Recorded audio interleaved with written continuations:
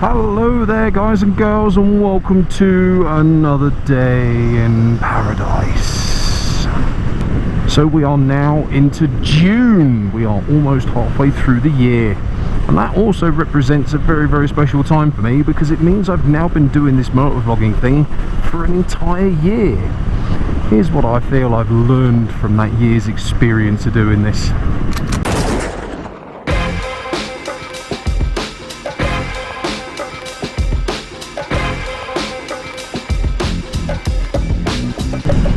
So I suppose it's only right that I start off with a thank you. Thank you to all of the people, all you guys, all you girls, all my family, all my friends, all the trolls and the haters too, who have been watching my videos that I've been putting up over the course of the last year. What an adventure it's been so far. I honestly didn't know if I was going to be able to stick it out a year, because, well, the very first thing I learned about motovlogging: editing takes shitloads of time.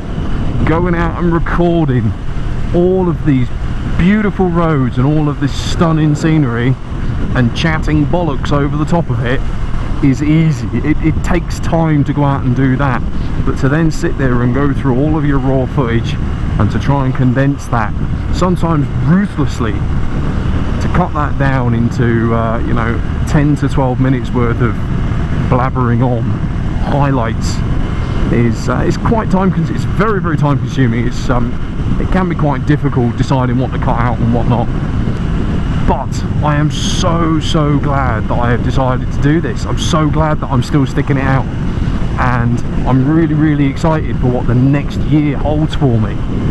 By that time I'll be back in the UK on a permanent basis. You know, I won't be able to bring you all of these stunning rocky outcrops and these beautiful tarmac roads that just twist through the mountains where I live in Taif. And that ties in nicely with probably the next thing that I have learned, that I've come to enjoy and appreciate about motovlogging and doing this on YouTube, is the community.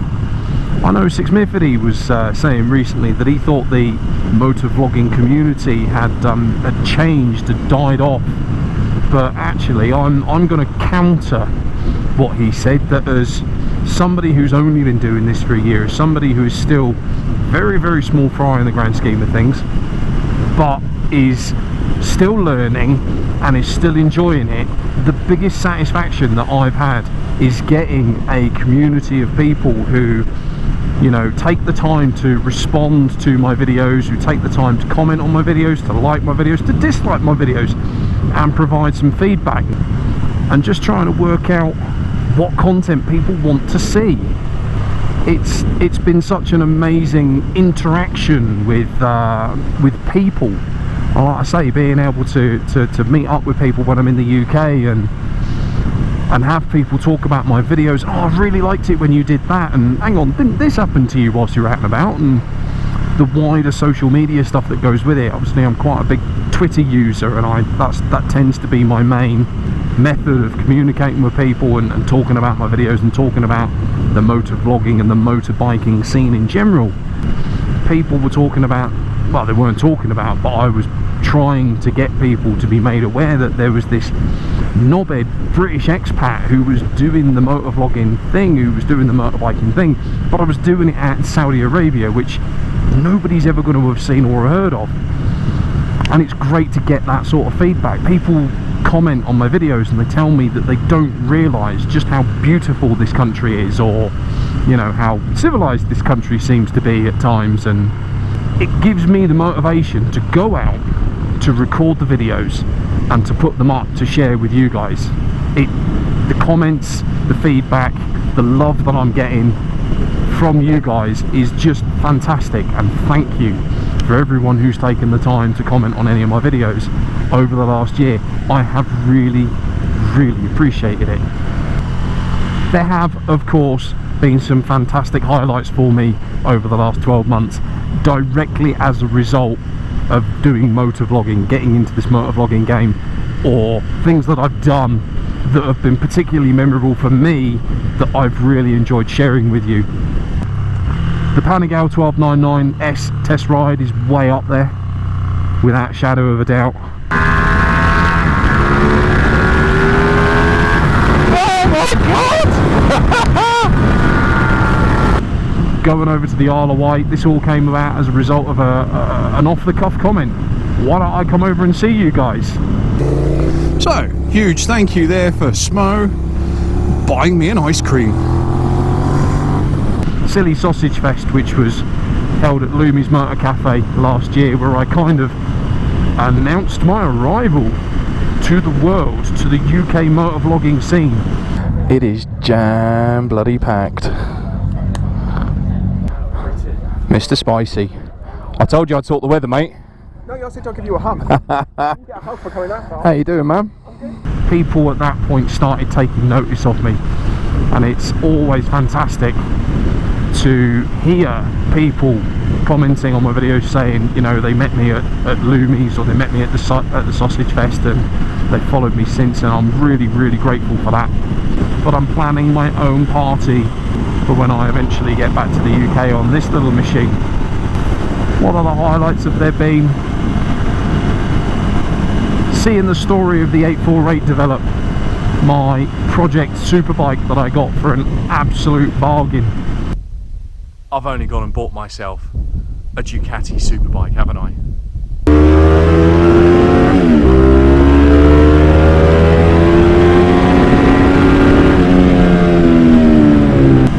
I'm obviously disappointed that I've not managed to spend any time or do any videos on the Daytona 675R yet.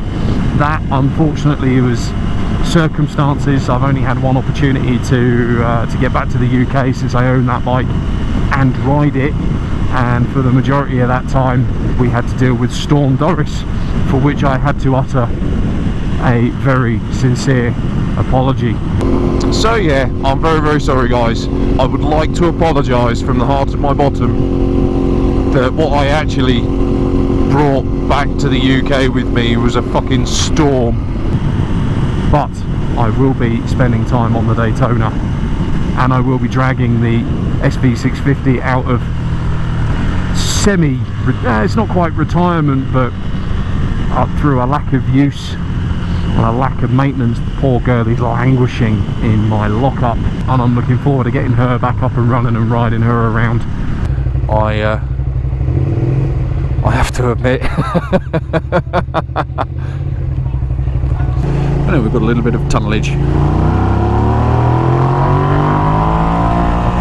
So, as I say, thank you everybody who's been with me for this adventure so far, and if you're watching this back as a future subscriber, possibly as a result of my epic ride home, welcome to the party. You've only missed a year. I've only done 50 videos for you to go through on my back catalogue and watch, and I look forward to keeping in touch and maybe meeting and greeting and riding with as many of you as possible in the future. I've got plenty of plans over the next 12 months. Let's make it a good one. But anyway, without further ado, here is a little highlight reel of my past 12 months. We're on VT.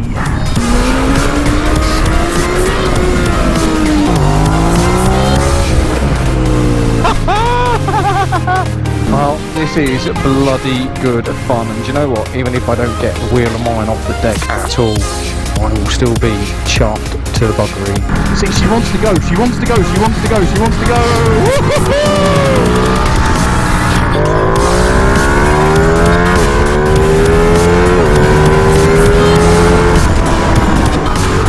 A ride like this, and you have...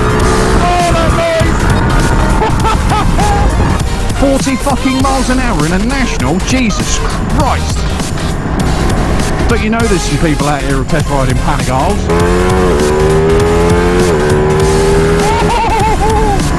Well, I bet in full leathers I look fucking ridiculous, but my God do I feel good. So this is probably the best bike that does the modern components in a retro frock.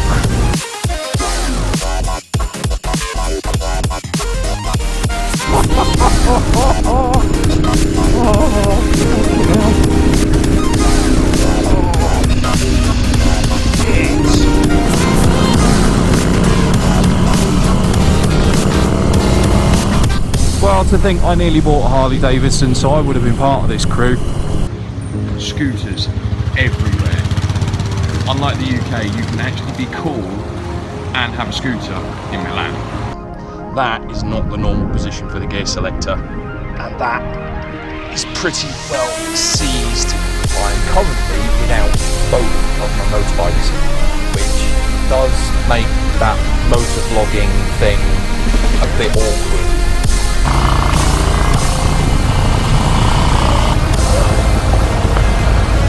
I'm having too much fun watching two cruisers try and navigate some corners.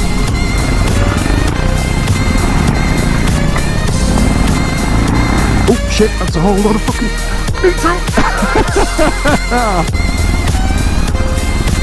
Wow. Oh shit, that fucking hurt. Oh wow. I am going to ride this motorbike that I'm sat on here in Saudi Arabia back to the UK, and I am going to make that happen. Right? This is my promise from me to you, the viewer. I am going to do this, and I'm going to make it happen. I am grinning like a Cheshire cat. Oh, this is awesome. Oh, a bit more.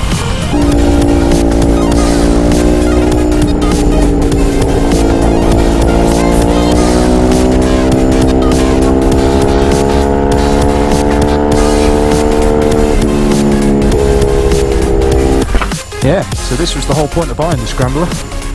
Right, get off-road, right, come out and have a play in this lot.